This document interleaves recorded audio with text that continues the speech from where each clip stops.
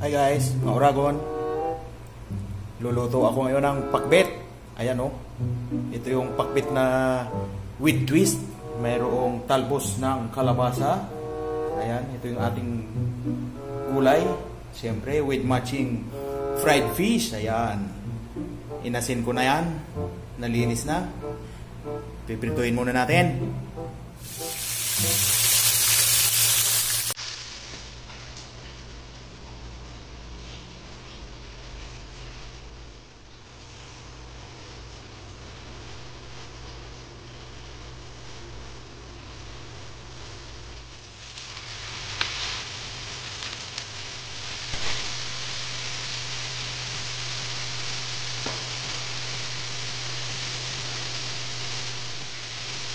So, bali itong ninit-nit kong malaking pritong isda, guys.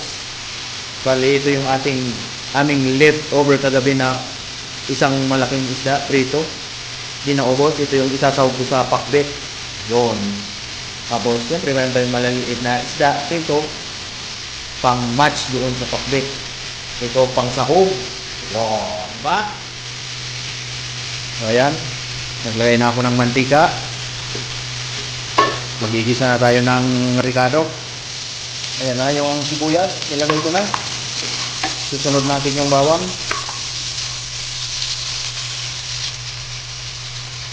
Ayan na. Nailagay ko na yung bawang, mga Uragon.